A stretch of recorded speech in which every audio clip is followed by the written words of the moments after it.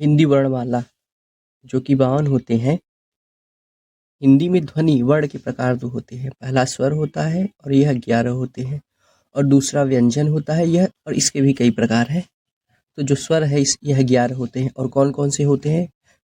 छोटा आ, बड़ा आ, छोटी ई, बड़ी ई, छोटा ऊ, बड़ा ऊ, री, ए, ऐ, ओ, औ, ठीक ना।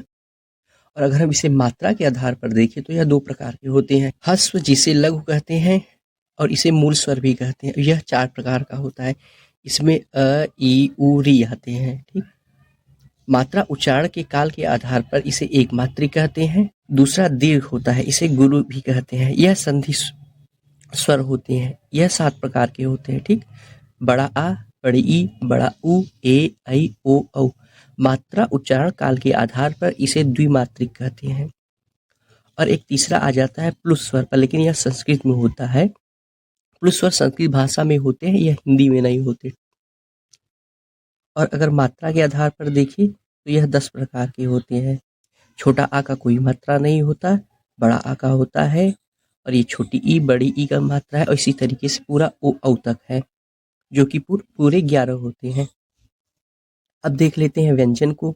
तो व्यंजन में कुल व्यंजनों की संख्या 39 है, और मूल व्यंजनों की संख्या पूछा जाए तो 33 है। स्पर्श व्यंजनों की संख्या 25 है। इसी तरीके से अंतस्थ व्यंजनों की संख्या 4 होती है। उस व्यंजनों की संख्या भी 4 होती है। संयुक्त व्यंजनों की संख्या 4 होती है। उच्छिष्ट जिसे हम द्विगुण व्यंजन भी कहते हैं, यह 2 होते हैं। और यह कौन कौन से होते हैं, चलिए पहले इसको ही देख लेते हैं। तो सबसे पहले हम देखते हैं मूल स्वरों की संख्या, जो कि 33 था।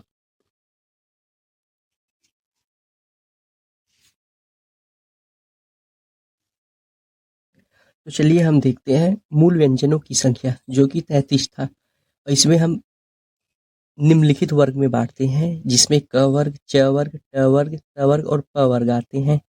और इस वर्ण को भी हम जिस तरीके से बोलते हैं, कभी कंठ से बोलते हैं, कभी तालु से बोलते हैं, कहीं मूर्धा से बोलते हैं। ताल मतलब जब जीभ का हमारा हिस्सा ऊपर की तरफ, हमारा जीभ जो ऊपर की तरफ छूता है उसको, तब उसे हम तालु कहते हैं।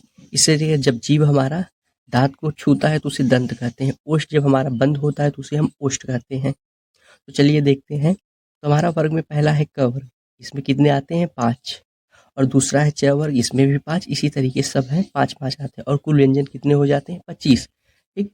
तो क वर्ग कंठ होता है, जिसमें क, ख, ग, घ अंग आता है, और ताल में च, छ, झ, झ अय आता है। मूर्धन्य में ट, ठ, ड, ढ अड़, दंत में त, थ, द, ध न, ओष्ठ में प, फ, ब, भ, म। इसी तरीके है पूरे 25 हो जाते हैं। और अंतस्थ य, र, ल, व आते हैं, और वे 4 होते हैं। उसमें सिटी वाला स, पेट फार स, साधा स और ह आते हैं। यह 24 होते हैं। इस प्रकार कुल मिलाकर कितने हो जाते हैं? 33। अब जब इसमें पूछ लिया जाए संयुक्त व्यंजन कितने होते हैं, तो यह 4 होते हैं, जिसमें छ, त्र, ज्ञ और श्र होते हैं। उच्छिष्ट जिसे द्विगुण व्यंजन कहते हैं, यह कौन कौन से होते हैं? अंग, ऋढ़, ठीक। और अगर हम इन सबको मिला दें तो कुल व्यंजनों की संख्या कितनी हो जाती है? 39। ये तो हो गया पूरा हमको व्यंजन की बात। अब आते हैं स्वर में, जो इसे हमने छोड़ दिया था। स्वर में जब हमने इसको यहाँ पर 11, जब स्वर में हमने इसको यहाँ पर ये देखिए 11 स्वर बताए थे, तो इसमें 2 और रहते हैं अलग से, जिसे हम अयोगवाह कहते हैं। ये अन और अह होते हैं, ठीक। अब अयोगवाह क्या होता है? हिंदी की वर्णमाला के अनुस्वार तथा विसर्ग को अ का आधार लेकर अंग तथा अह के रूप में दिखाया जाता है। वस्तुतः ये स्वर ध्वनियाँ तो नहीं है, यह परंपरागत ढंग से इन्हें स्वरों में गिनाया जाता है। संस्कृत व्याकरणों ने इन्हें अयोगवाह कहा है। अनुस्वार और विसर्ग दोनों स्वर भी हैं, व्यंजन भी हैं। आचार्य किशोरी दास वाजपेयी इन्हें अयोगवाह कहते हैं, जो योग न होने पर साथ रहें, उन्हें अयोगवाह कहते हैं। अर्थात जब जो योग नहीं होते फिर भी वो साथ में रहते, उन्हें अयोगवाह कहते हैं। इसी तरीके से अयोगवाह कितने होते हैं? 2 होते हैं, और वो कौन कौन से? अन और अ। हिंदी वर्णमाला में कुल वर्णों की संख्या 52 होती है। मूल स्वरों की संख्या 11, अयोगवाह जिसे अन और अह कहते हैं ये 2, और व्यंजनों की संख्या 39 होते हैं। इस प्रकार अगर सभी को जोड़ा जाए तो वो 52 वर्ण आते हैं। तो चलिए देख लेते हैं विभिन्न प्रतियोगी परीक्षाओं में पूछे गए वर्णमाला से संबंधित प्रश्न, ठीक। तो हमारा पहला प्रश्न है, वर्णमाला किसे कहते हैं? तो इसका उत्तर है, वर्णों के व्यवस्थित समूह को वर्णमाला कहते हैं। और दूसरा है, भाषा की सबसे छोटी इकाई कौन सी है? तो भाषा की सबसे छोटी इकाई वर्ण होती है। हिंदी वर्णमाला में वर्ण होते हैं, तो यह वर्णमाला 52 होते हैं। भाषा की सबसे छोटी इकाई है, तो यह वर्ण है। व्यंजन और स्वर के संयुक्त रूप को क्या कहते हैं? इसे अक्षर कहते हैं। हिंदी भाषा में कितने स्वर होते हैं? तो ये 11 होते हैं। हिंदी भाषा में कितने व्यंजन होते हैं? तो ये 33 होते हैं। एक से अधिक वर्णों के मेल को क्या कहते हैं? इसे अक्षर कहते हैं। हिंदी वर्णमाला में व्यंजनों की संख्या होती है, तो ये 33 होती है।